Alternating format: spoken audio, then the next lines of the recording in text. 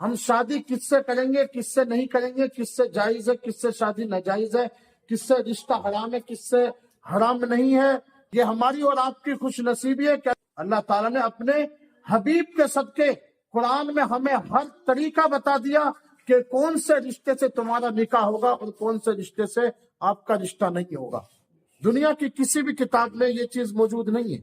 مان لیجئے کسی نے پھوپھی سے شادی کی تو پھوپھی سے شادی کی ہوئی اولاد حلال کی نہیں ہوگی۔ اگر اپنی بیٹی سے شادی کر لی تو کیا یہ رشتہ حلال ہوگا؟ نہیں ہوگا۔ قرآن میں اس چیز کا بیان کیا گیا۔ اگر کسی نے اپنی خالہ سے شادی کر لی تو کیا یہ رشتہ حلال ہوگا؟ اس سے جو بچے پیدا ہوں گے کیا وہ حلال ہوں گے؟ اسی طرح سے اگر کسی نے اپنی نانی سے شادی کر لی تو کیا وہ رشتہ حلال ہوگا؟ اس سے پیدا ہونے والی اولاد حلال ہو سکتی ہے؟ نہیں ہوگی۔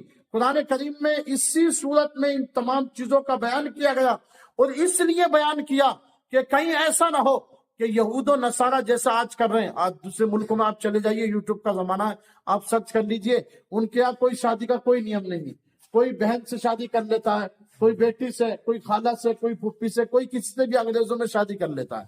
تو قرآن میں یہ قانون اس لیے بنا دیا گیا کہیں ایسا نہ ہو کہ میرے نبی کی امت کہیں یہود و نصارہ کے طریقے پر چل کر کہیں غلط رشتہ داریاں اور کہیں غلط طریقے سے رشتے قائم نہ کر لے۔ اس لیے قرآن نے ہمارے ایمان کی حفاظت کی ہے اور ہمیں وہ طریقہ بتا دیا کہ ہم جب رشتہ کرتے ہیں تو وہ رشتہ کرتے ہیں کہ جس سے نکاح بھی جائز ہوتا ہے اور اس اولاد میں اللہ تعالیٰ برکتیں بھی عطا کرتا ہے۔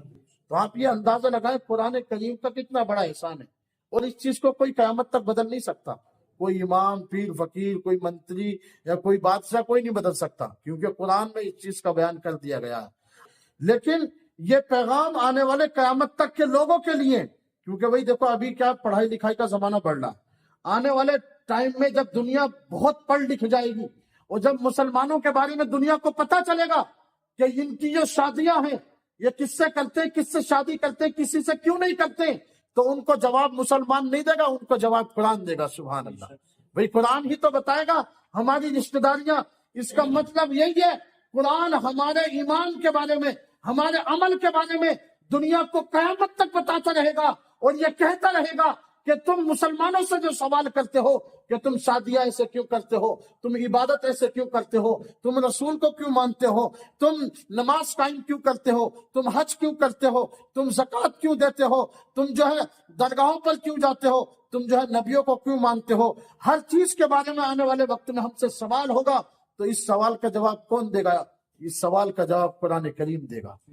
اور سب سے اہم چیز یہ ہے، آپ جب ابھی آج کے دور میں آپ دیکھیں گے تو جو S T O B C ہیں، جو چھوٹی جاتیاں ہیں دوسرے لوگوں میں، تو ان کے لیے سرکار قانون بناتی ہے، یوجنائیں بناتی ہے، کیونکہ وہ پچھڑے لوگ ہیں، ان کے یہاں پڑھائی لکھائی نہیں ہے، ان کے یہاں شادی کا سسٹم نہیں ہے، ان کو زندگی گزارنے کا طریقہ نہیں ہے، ان آدی واسی کی طرح زندگی گزار رہے ہیں۔ بہت سارے انسان ایسے ہیں، لیکن یہ تو ہمارے نبی کا احسان ہے کہ حضور تشریف لائے اور قرآن پاک جیسی عظیم دولت اپنی امت کو پیش کی۔ اگر یہ قرآن اور حضور اگر تشریف نہ لاتے تو ہماری زندگی بھی آدی واسیوں سے بھی زیادہ بدتر ہوتی۔ وہی ہوتی کہ نہیں ہوتی؟ حضور کا ہی تو صدقہ ہے کہ آج ہم عزت کی زندگی اور ایمان کی زندگی گزار رہے ہیں، اور حضور پاک صلی اللہ تعالیٰ علیہ وآلہ وسلم کا صدقہ ہے کہ آج مسلمان بڑی شان اور شوکت اور عزت کی زندگی گزار رہا ہے۔ اللہ تعالیٰ مسلمانوں کی عزتوں کو خوب بلند و بالا عطا فرمائے۔